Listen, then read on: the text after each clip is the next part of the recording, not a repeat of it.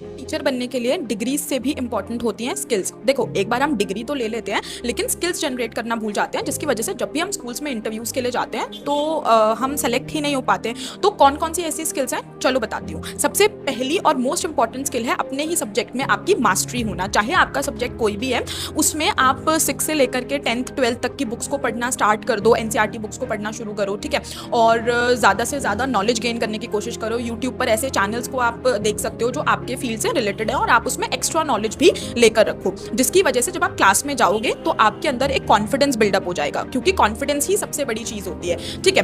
फिर जो दूसरी चीज़ आती है वो आती है क्लासरूम मैनेजमेंट। अब देखो, ये जो क्लासरूम मैनेजमेंट है ये हमें क्लास में जाने के बाद ही समझ आ पाती है, लेकिन आप ज़्यादा से ज़्यादा अपने इनिशियल डेज में ट्राई कर सकते हो कि आप क्लासरूम को समझने की कोशिश करो। आप अपने जो कलीग्स हैं या जो एक्सपीरियंस टीचर्स हैं उनकी हेल्प ले सको इस चीज़ को समझने में।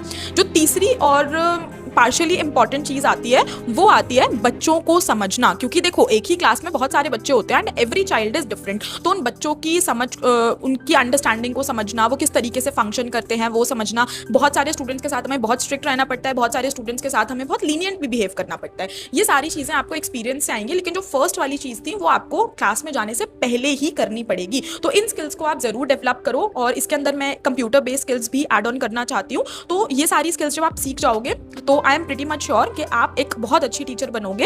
And yes, let me know in the comments अगर आपको इसके बारे में कोई भी डाउट है, और फॉलो करना मत भूलना ऐसे ही और बहुत सारी टिप्स के लिए।